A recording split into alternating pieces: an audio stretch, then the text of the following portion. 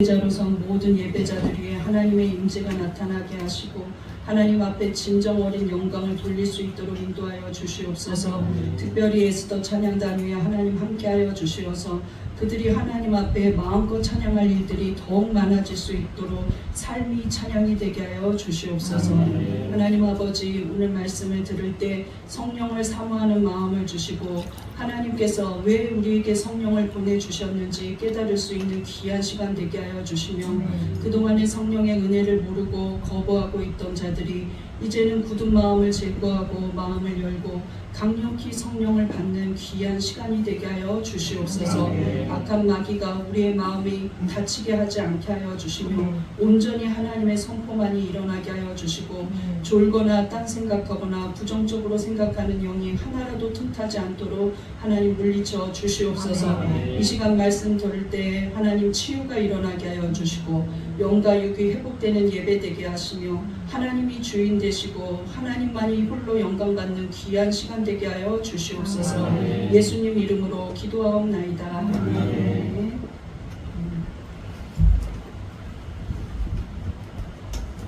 오늘 말씀의 제목은 우리가 성령을 받아야 하는 이유입니다. 따라해 볼까요? 시작. 우리가 성령을 받아야 하는 이유. 네. 우리가 작년 여름 6월 10일 날 토요일 날 창립 1주년 예배를 드렸습니다. 그리고 이제 만 1년 된 교회예요. 그런 셈 치고는 많이 부흥했습니다. 그죠? 예, 그래서 제가 창립 1주년마다 저는 사실 결혼기념일을 잘 안 지켜요. 어느 순간부터 뭐 서로가 안 챙기게 되더라고요. 그런데 창립 1주년은 꼭 지켜야겠다. 이런 생각을 했어요. 왜냐하면 처음에 교회를 창립할 때 그 뜨거운 복음에 대한 열정, 그 다음에 영혼 사랑에 대한 안타까운 심령을 우리 성도들과 늘 첫사랑을 잊지 않고 더 성령 충만하면서 살아야겠다 하는 결단을 했기 때문입니다. 그래서 우리가 여름이 창립기념일인데 그때가 되면 어떻게 하든지 성회를 해야 되겠다. 부흥회를 하던가 수련회를 하던가 그냥 지나치지는 말아야겠다 하는 생각을 했어요. 그래서 이번에는 다음 주부터 부흥회를 하려고 합니다. 예, 그래서 우리가 부흥회를 하는 이유가 성령 충만을 사모하고 성령 받기 위해서예요. 그런데 성령을 받으면 우리의 인생이, 우리의 영혼이 달라집니다. 도대체 왜 이렇게 교회마다 성령하고 교회마다 왜 이렇게 여름이 되면 수련회를 가자고 막 가자 친구들이 가자고 하고 목사님이 가자 그러고 그렇게 많은, 사실 그 숙박비가 엄청나게 올랐어요. 코로나 이후로 3배는 올랐습니다. 깜짝 놀랐어요. 그래서 저희 교회도 수련회를 포기하고 부흥회를 하는데 이렇게 많은 돈을 투자해서 그 아까운 헌금을 왜 수련회에 쓰지? 이런 생각이 들 수 있습니다. 그런데 값으로 따질 수가 없는 귀한 게 있기 때문이에요. 그 주인이 바로 성령이기 때문입니다. 믿습니까? 그래서 오늘은 우리가 왜 성령을 받아야 하는지 그 이유를 한번 들어보기로 하겠습니다. 여러분 들으시면서 성령을 사모하시기 바랍니다. 첫 번째 1번 시작. 성령으로 거듭나는 것이 진정한 구원입니다. 어느 날 밤에 바리새인은 율법을 정말 잘 아는 사람들입니다. 목사인 저보다 훨씬 더 잘할 거라고 생각해요. 율법적으로는. 그런데 이 바리새인이 이해할 수 없는 말을 예수님이 낮에 하신 것 같아요. 거듭나야 된다고 말씀하셨다는 것이죠. 세상에 사람이 이거 유대교에서만 있었던 사람은 오직 유일신 하나님만 믿고요. 그 다음에 윤회설이 없어요. 죽으면 천국 가든가 지옥 가는 거예요. 저 예수라는 분이 어떻게 사람이 다시 태어나라고 하는가? 그래서 밤중에 몰래 찾아와서 묻습니다. 예수님, 사람이 어떻게 2번 태어납니까? 거듭난다고 하셨는데 어떻게 2번 태어납니까? 제 생각에는요, 어머니 모태에 다시 들어갔다가 다시 태어납니까? 이게 무슨 소리예요, 하나님? 예수님 하고 물어봤어요. 그랬더니 예수님은 아주 친절하게 다시 거듭날 수 있는 그 요소를 말씀하세요. 그런데 우리가 생각하는 것처럼 믿음 이런 이야기를 하시는 게 아니에요. 정말 거듭나는데 필요한 2가지가 있습니다. 요한복음 3장 5절을 보겠습니다. 시작. 예수께서 대답하시되 진실로 진실로 내게 이르노니 사람이 물과 성령으로 나지 아니하면 하나님 나라에 들어갈 수 없느니라. 예수님은 그냥 괜히 겁주면서 말씀하시는 그런 그런 분이 아니죠. 예수님이 말씀하실 때 진실로라는 말이 있다던가 진실로라는 말이 있으면 완전히 중요한 그 퀘스천 마크예요. 완전 중요한 따옴표 표시. 그런데 진실로 너한테 이른다 니고데모야. 네가 이렇게 찾아왔기 때문에 사람은 물과 성령으로 두 번째 태어나지 않으면 절대로 하나님 나라는 들어갈 수 없다. 이렇게 말씀하시는 거예요. 그러면 나는 물로 태어났나? 나는 성령으로 태어났나? 여기서 과가 물이나 성령이 아니라 엔드예요. 물과 성령으로 두 가지를 다 흡족해야만 하나님 나라에, 그러니까 구원받을 수 있다는 것이죠. 물은 죄사함을 의미합니다. 우리가 회개하고 죄사함 받고 그리스도의 십자가의 피로 죄사함 받아야 돼요. 그런데 우리가 거기서 끝난다고 생각하는 많은 성도들이 있어요. 심지어 많은 목회자들이 요즘에는 있습니다. 그래서는 안 됩니다. 우리는 성령으로 거듭나야 돼요. 예수님이 말씀하시는 구원의 조건은 무엇이냐? 반드시 성령까지 받아야 한다는 거예요. 그럼 왜 이럴까? 오늘 김가리 목사님 얘기하는 거 들어보니 여태까지 목사님은 십자가의 은혜를 전했는데 그럼 십자가만으로 충분하지 않은가? 여러분, 이것은 잠시 신학적으로 생각을 해볼 필요가 있어요. 우리가 구원론과 성령론을 신학교에서 배우는데 그것을 제가 가장 쉽게 이해시켜 드리고 싶어요. 근데 우리가 십자가의 죄사함으로 구원을 받습니다. 이제 하나님의 자녀가 됐다고 우리는 믿어요. 이것이 믿음이에요. 그런데 우리가 믿고 나서 완전히 의롭게 사느냐, 거룩하게 사느냐? 그렇지 못해요. 우리는 구원에 어떤 여정이 있습니다. 제가 신학교 다닐 때 유명한 구원론 교수님이 항상 도표를 그렸어요. 칠판에. 그분이 왔다 가면 칠판에는 항상 구원의 여정의 도표가 있어요. 맞죠? 윤원성 목사님 무서워요. 그때가 생각나겠죠? 칠판 위에 그분은 계속 1000개의 도표가 있어요. 끝에는 무엇이냐? 영화예요. 구원으로 시작해서 많은 단계가 있어요. 그 왜 그렇습니까? 구원이라는 것은 기나긴 삶의 여정입니다. 여러분 주변에 예수 믿다가 예수 안 믿고 포기한 사람들이 있어요. 예수 믿다가 실족돼 버리고 안 돌아오는 사람들이 있어요. 예수 믿다가 이단에 빠져버린 사람도 있어요. 예수 믿다가 다른 종교를 믿어버리는 사람도 있어요. 그 사람들은 구원의 여정에서 죄송하지만 떨어져 나간 거예요. 그런 사람들 우리가 구원해야죠. 그런데 일단은 그런 사람들이 지금 죽으면 구원을 받지 못한다는 거예요. 예수를 믿지 않고 있기 때문에. 예수를 믿는다는 건, 그 믿음이라는 건 믿음으로 시작해서 예수님이 나의 죄를 사하여 주셨구나, 나는 그리스도의 십자가의 피로 구원을 받았구나, 이 믿음을 인지하면서 이제 시작하는 거예요. 그래서 죽을 때까지, 그리고 주님 앞에 서는 날까지 우리는 구원의 여정을 갑니다. 이것이 구원이에요. 그런데 이 구원의 여정을 가는 동안에 우리는 누구의 도움을 받냐면 성령의 도움을 받아요. 믿습니까? 네. 그래서 제자들이 마지막 순간에 고별 설교할 때 예수님이 이제 왜 이렇게 가실 것처럼 설교하는가? 이럴 때 예수님은 요한복음 14장, 15장, 16장에 보면 내가 보혜사 성령을 너희에게 보내준다고 했어요. 왜? 제자들을 통하여 성령의 시대가 열리면서 수많은 사람들이 예수 그리스도의 십자가로 말미암아 믿음을 갖고 그 믿음 생활을 끝까지 해나가는 것은 우리의 의지로 우리가 성실해서가 아니에요. 실제로 게을러도 구원을 받아요. 있습니까? 아멘. 성품과 상관이 없다는 거예요. 그렇기 때문에 매주마다 교회 나오지 못해도 성령을 받으면 끝까지, 나중에는 그냥 성령 안에서 끝까지 신앙생활을 하게 되어 있어요. 그 성령의 인도함을 받지 않고는, 성령의 도우심이 없이는 우리는 구원에 이를 수가 없는 거예요. 그렇기 때문에 구원은 전적인 하나님의 은혜입니다. 왜? 우리의 의지로 다니는 게 아니에요.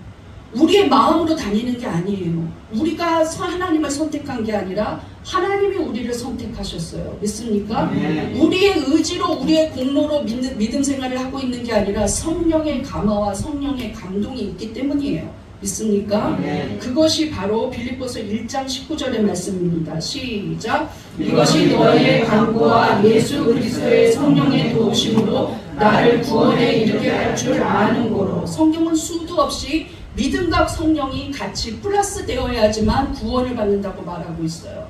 예수 그리스도의 성령의 도우심으로 우리가 구원에 이르는 겁니다. 구원에 이르는 것은 무엇이냐? 끝까지 가는 거예요. 거기까지 도착지까지 가야만 돼요. 믿습니까? 이 구원의 여정 속에서 낙오되면 안 된다는 거예요. 에이 간도버리자, 에이 믿지 말자, 이래서는 안 되는 겁니다. 우리가 반드시 생각해야 될 거는 우리는 무엇이 있어야 구원을 받습니까? 빨간 글씨 읽어보세요. 시작. 성령의 도우심. 지금까지 여러분을 인도하신 분이 누구입니까? 성령의 도우심입니다. 이 자리에서 예배드리게 하는 것도 무엇 때문입니까? 성령의 도우심이에요. 여러분 수많은 간증들이 있을 거예요. 저도 있습니다. 그것이 바로 성령의 도우심이라는 거예요.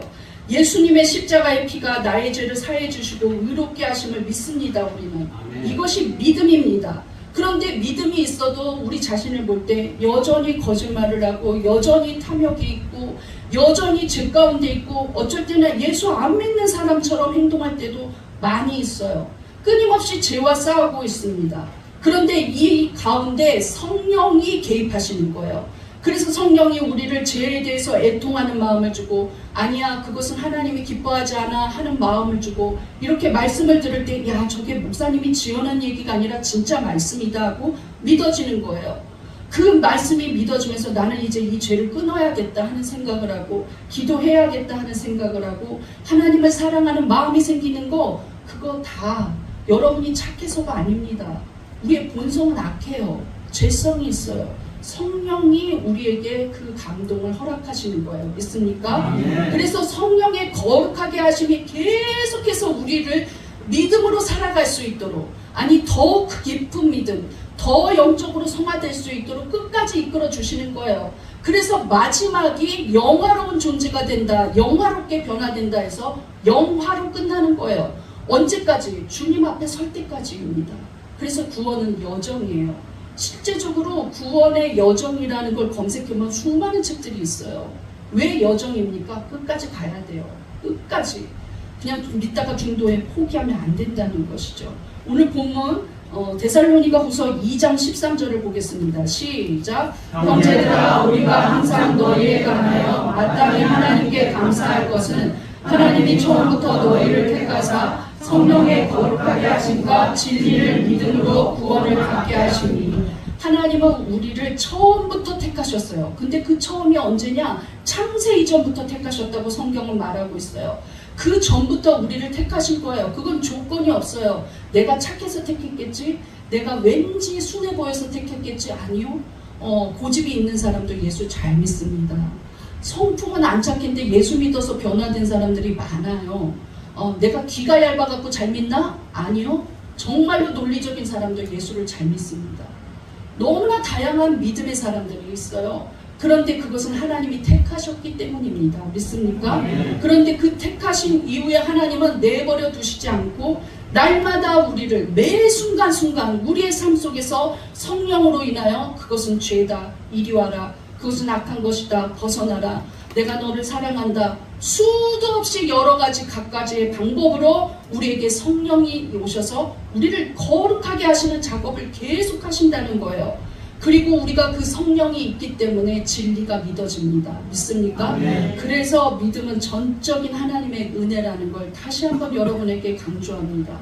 성령은 어떤 종교에 심취한 자가 부르짖는 게 아니에요. 허무맹랑한 기적을 바라는 사람들이 바라는 게 아니고 신비주의에 빠진 사람들만 성령을 받는 게 아닙니다.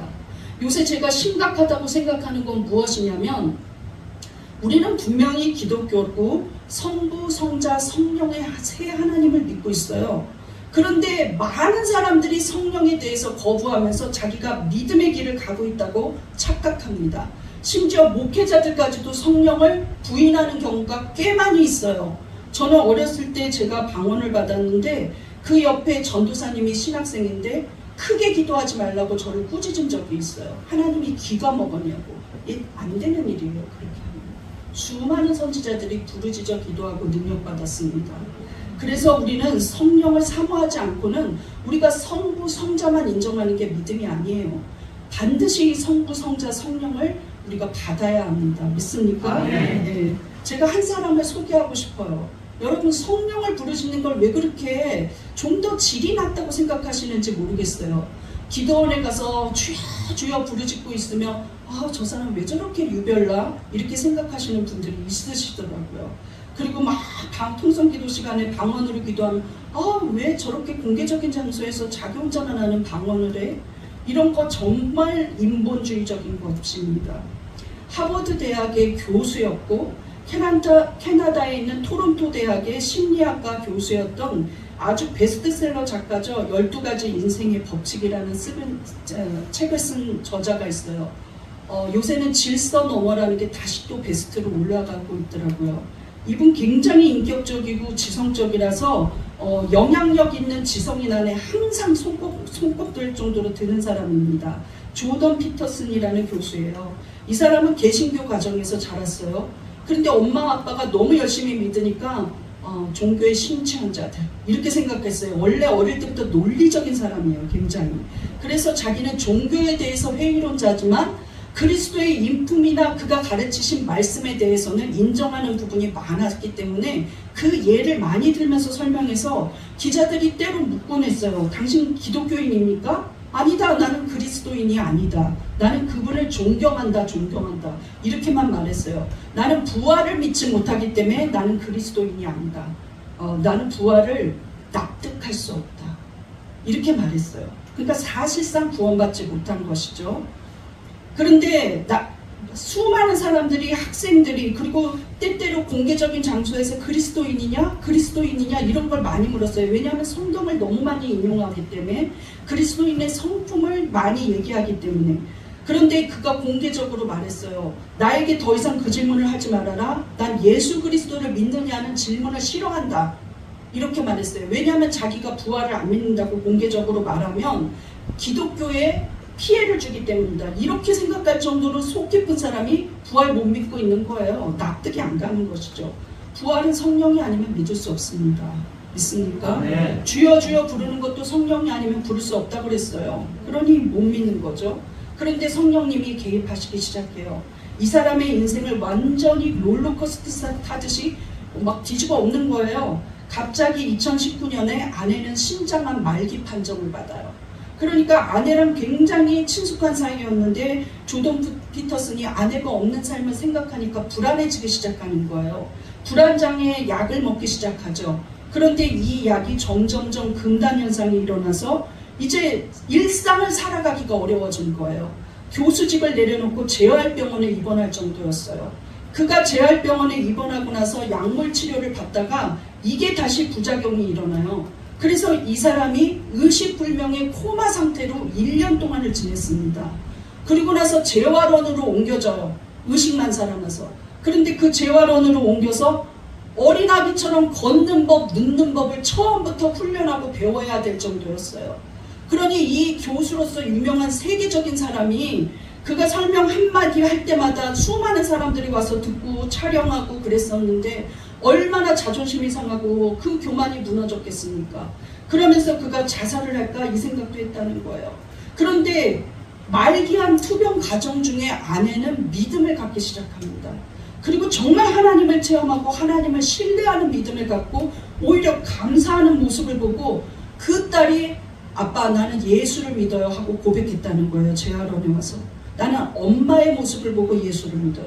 엄마가 감사하며 살아요 지금. 이렇게 말했다는 거예요. 그래, 그럼 내가 예수 그리스도에 대해서 마음을 열겠다. 그런데 어느 순간 그가 이전에는 지적으로만 성경을 읽고 그랬다는 거지, 그래 알아 이렇게만 생각했던 그가 이제는 그것이 이상하게도 믿어지기 시작했어요.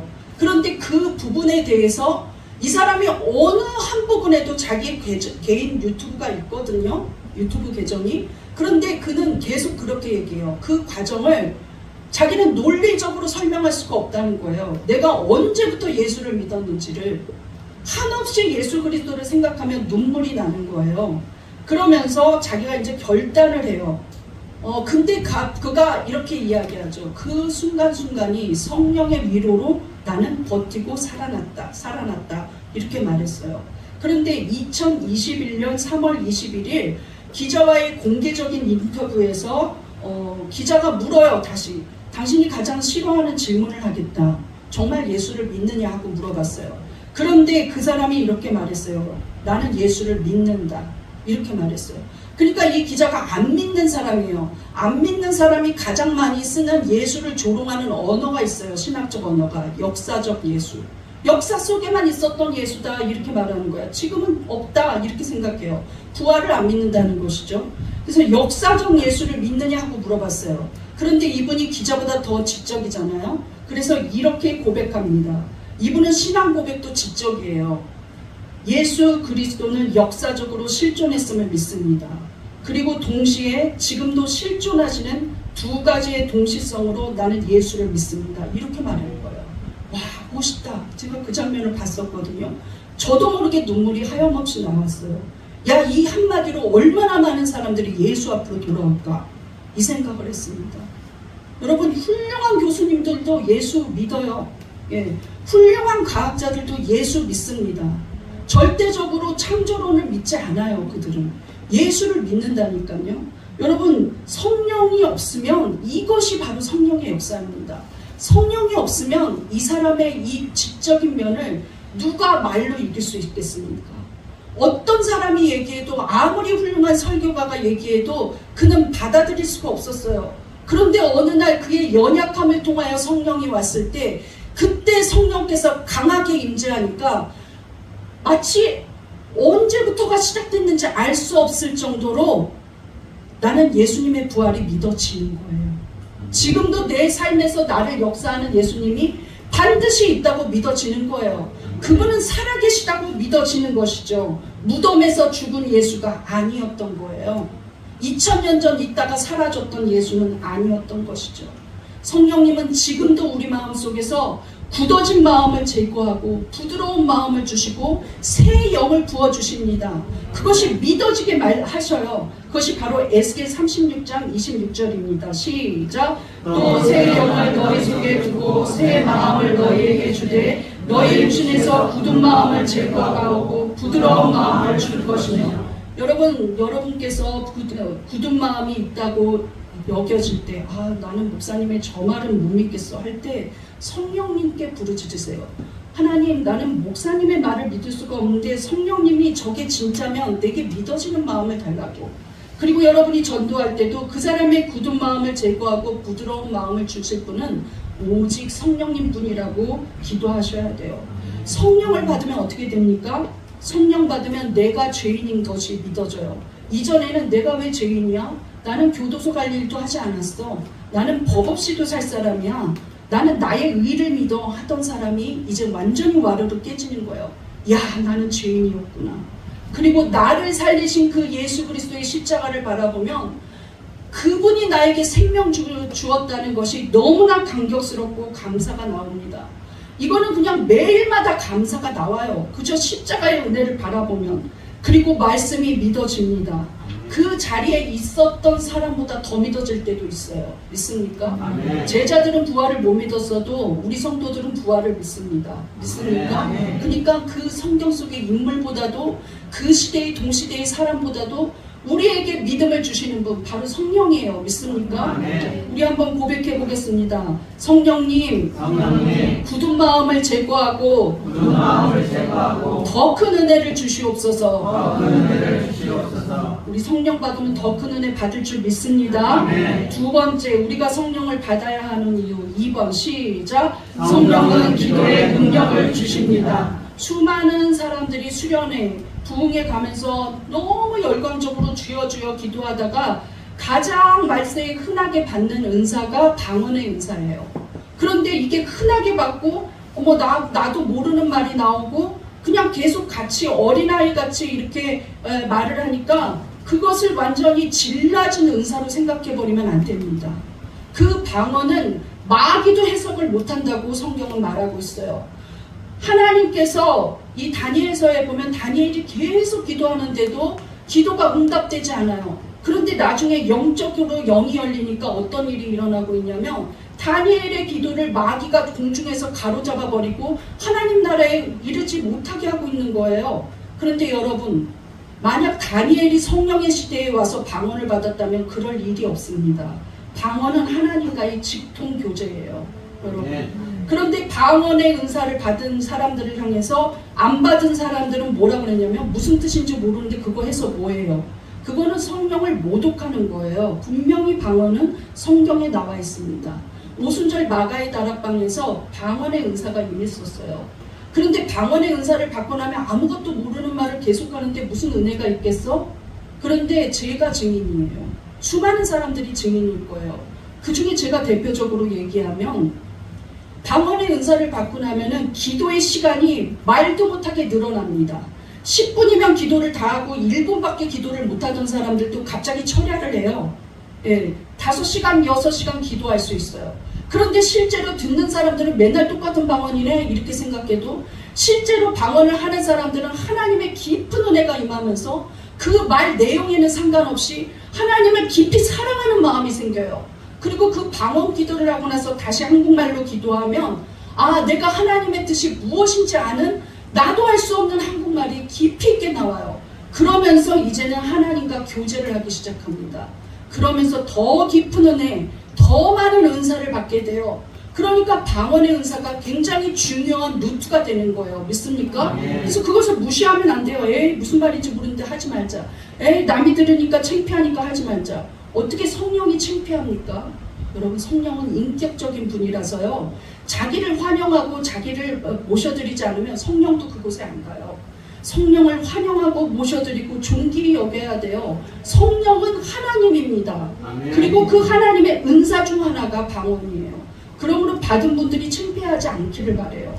이것을 통하여서 통변도 받고 예언도 받고 분별도 받아요. 분명히 그런 은혜가 있습니다. 믿습니까? 성령을 받으면 또 어떻게 되느냐? 자기의 육적인, 예수님께서 산상설교에 중언부언 기도하지 말라고 하셨어요. 그런 헛된 기도를 하지 않는다는 거예요. 허망한 기도를 하지 않아요. 왜? 성령님께서는 하나님의 뜻대로 우리가 기도하도록 인도해 주신다는 거예요. 그것이 가장 귀한 은혜입니다. 로마서 8장 26절 27절 보겠습니다. 시작. 이와 같이 성령도 우리의 연약함을 도우시나니 우리는 마땅히 기도할 바를 알지 못하나 성령이 하나님의 뜻대로 성도를 위하여 간구하심이니라. 어떻게 기도해야 될지 모를 때 성령이 하나님의 뜻대로 기도하게 인도해 주신다는 거예요. 그것이 성령의 은사입니다. 대표적인 사례가 성경에 있어요. 바울 같은 사람도 참 은혜를 많이 받았고 우리는 감히 따라할 수도 없는 존경스러운 인물인데 그가 1차 전도 여행을 튀르키예 지역으로 갔어요. 터키 지역이죠. 이름을 바꿨더라고요. 거기를 이제 성경에서는 소아시아 지역이라고 말하는데 수많은 교회들을 세웠고 이방인들이 예수의 이름이 무엇인지도 모르던 자들이 예수를 믿었어요. 자, 바울이 이제 자기 고향으로 돌아와서 기도를 합니다. 하나님, 나 2차 전도 여행을 가야겠습니다. 그런데 그때 바울은 이미 마음속에 결단을 했어요. 내가 1차 전도 여행 때 가서 만났던 새신자들, 이방인들, 그리고 흩어진 유대인들에게 그들이 지금도 잘 믿고 있는지 여러 교회들을 돌보며 살펴봐야겠다. 나 같아도 그랬을 거예요. 그렇게 기도하고 있는데 성령이 그에게 개입하십니다.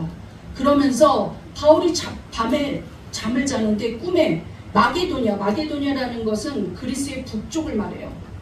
마게도냐 사람이 나타나서 우리를 도와주세요 하고 말하는 거예요.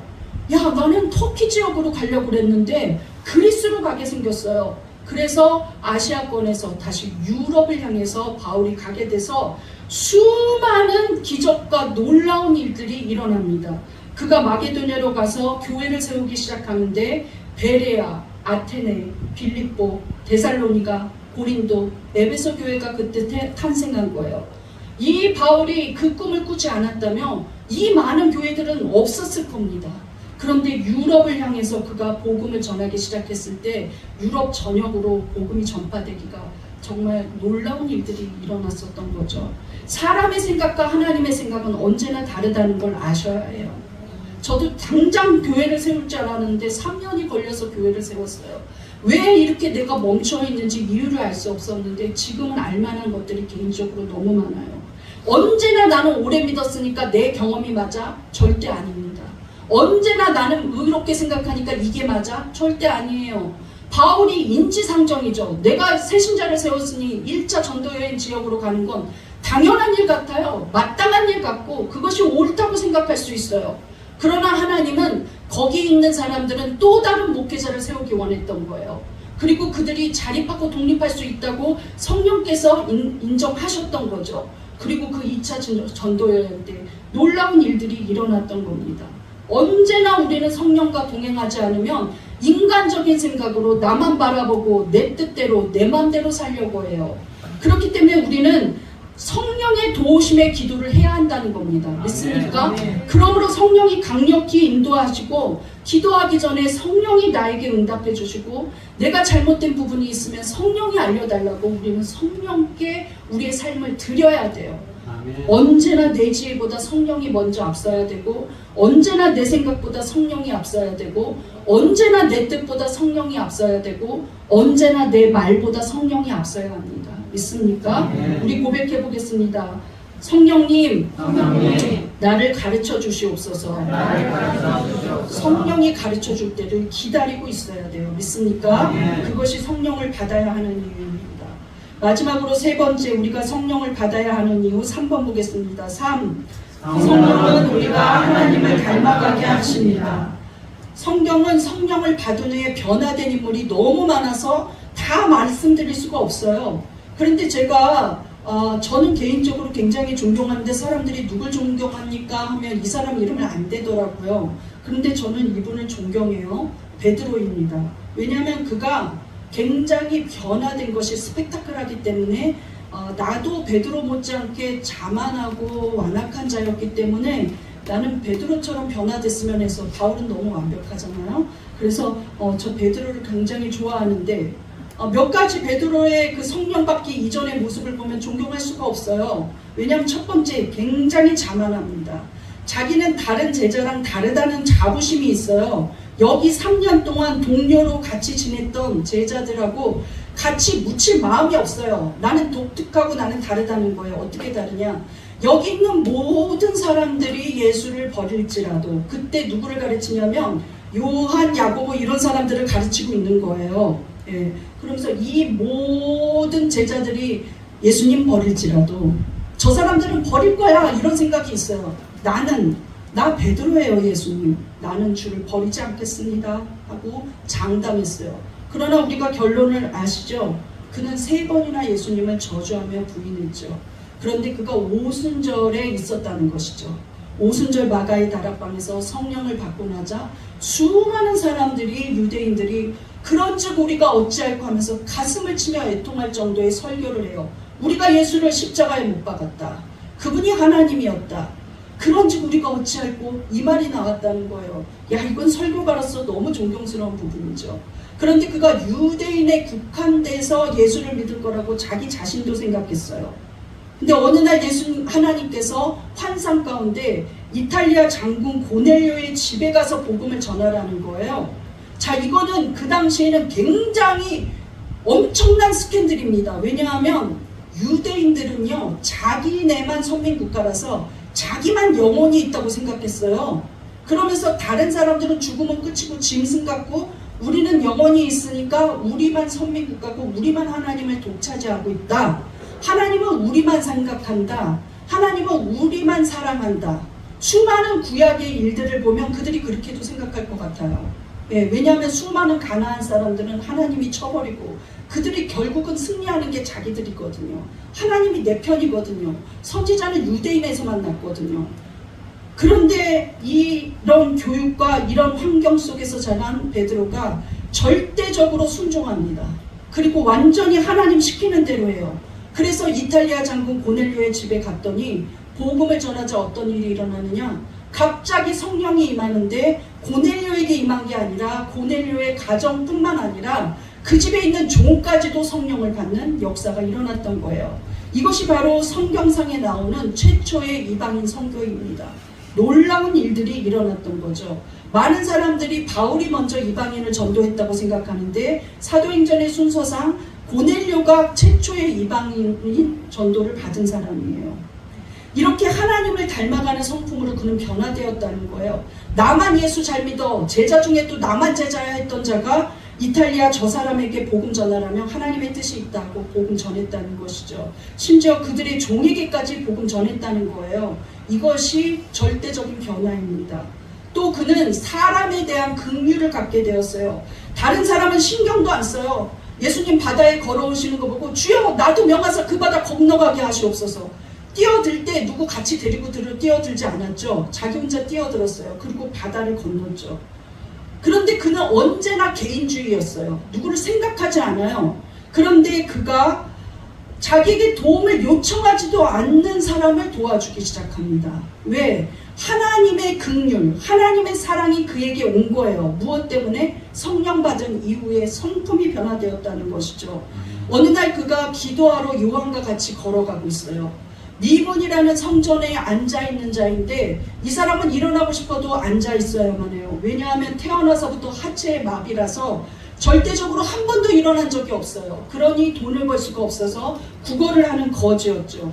그런데 그가 그냥 지나치지 않아요. 사도행전 3장 6절을 보겠습니다. 시작. 베드로가 이르되 은과 금은 내게 없거니와 내게 있는 것을 내게 주노니 나사렛 예수 그리스도의 이름으로 일어나 걸으라 하고, 이제는 그가 누구의 이름을 댑니까? 나사렛 예수 그리스도. 내가 하나님 예수님 부인하지 않겠어요? 나를 바다에 뛰어들게 해주세요. 이렇게 말하던 자가 이제는 예수 그리스도의 이름으로 일어나 걸으라고 선포하는 거예요. 그에게 무엇이 있었습니까? 반드시 걸을 수 있다는 믿음이 있었다는 것이죠. 예수의 이름이면 걷는다 하는 마음이 있었고, 이 사람을 살려내서 인생을 변화시켜야지 하는 긍휼이 있었다는 거예요. 그랬더니 어떤 여파가 일어납니까? 그가 성전에 들어가서 뛰기도 하고 걷기도 하면서 하나님을 찬송하니까 나중에는 사람들이 와 이게 무슨 일이냐 하면서 놀랐다 그래요. 그걸로 끝난 게 아니라 그 성전 옆에 솔로몬이라는 정자가 있었는데 거기에서 수많은 사람들이 예수의 말씀을 듣고 믿기 시작했어요. 자, 그 장면을 한번 보겠습니다. 사도행전 3장 8절 시작. 일어서서 걸으며 그들과 함께 성전으로 들어가면서 걷기도 하고 뛰기도 하며 하나님을 찬송하니. 베드로 한 사람만 믿을 뿐 아니라 그의 긍휼과 사랑으로 말미암아 예수 그리스도를 전했을 때 한 사람의 인생이 걷기도 하고 뛰기도 하는 것만이 아니라 하나님 찬송하는 사람이 되었다는 것이죠. 우리는 성령 받은 후 가장 중요한 게 무엇인 줄 압니까? 내가 받은 이 은사의 기적을 나타내려고 하는 사람이 있어요. 그때부터 멸망으로 가는 거예요. 받은 후에. 내가 이렇게 예언을 받았다. 내가 이렇게 환상을 봤다. 내가 이렇게 꿈을 꿨다. 나를 드러내기 시작하는 순간 하나님은 점점 멀리 가요. 오히려 성령을 받고 나서 멸망의 길로 가는 사람이 많아요. 그런데 우리가 반드시 명심해야 될 것은 무엇이냐? 성령은 속사람을 변화시킨다는 거예요. 믿습니까? 날마다 속사람이 새로워진다는 거죠. 즉 인품과 성품이 변화된다는 거예요. 누구를 닮아갑니까? 하나님 닮아간다는 것이죠. 바울이 이렇게 고백했습니다. 고린도후서 4장 16절 보겠습니다. 시작. 그러므로 우리가 낙심하지 아니하노니 우리의 겉사람은 낡아지나 우리의 속사람은 날로 새로워지도다. 우리 여러분 자기 가슴 가르치면서 빨간 글씨 읽어보겠습니다. 시작. 속사람은 날로 새로워지도다. 믿습니까? 한 번 더 시작. 속사람은 날로 새로워지도다. 믿습니까? 속사람이 달라져야 돼요. 예전에 인색하던 사람이었는데 갑자기 저 사람 가난하다고 얘기 듣고 나서 몰래 도와줘요. 예전에는 남을 위해서 기도 절대 안 해요.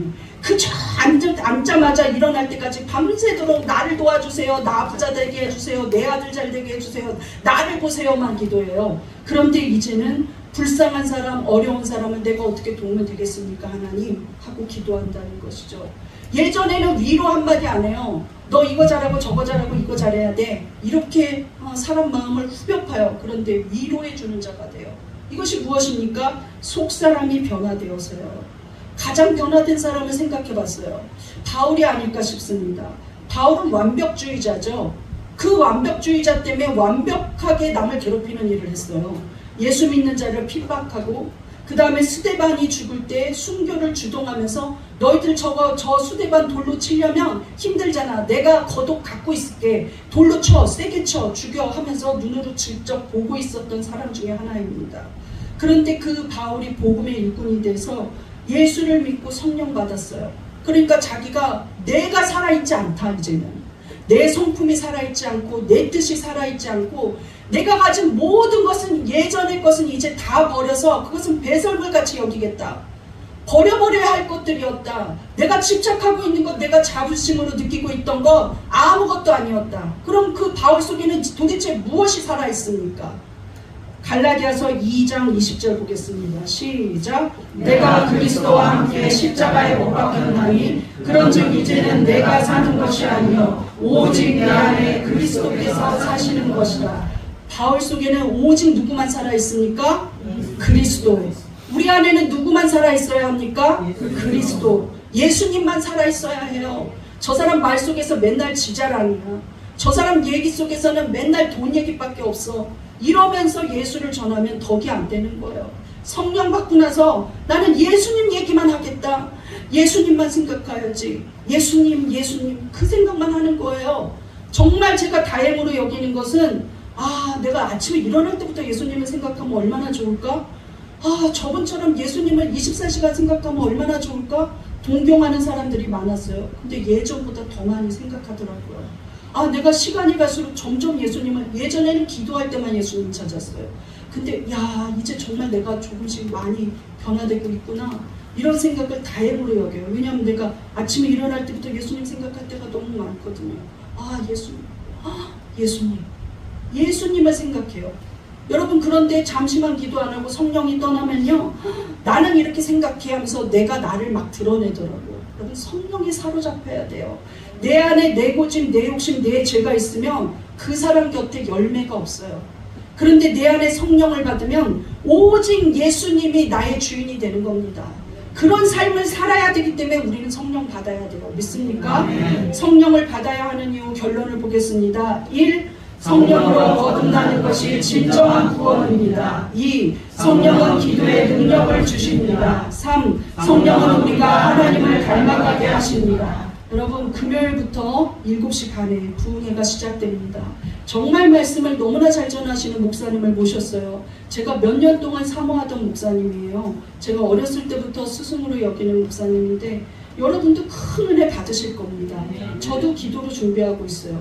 한 사람도 빠지지 말고 와서 그냥 부르짖어 기도하고 능력받고 은혜 받으세요. 그러고 나면 목사님이 말한 게 뭔지 알겠다 싶으실 거예요.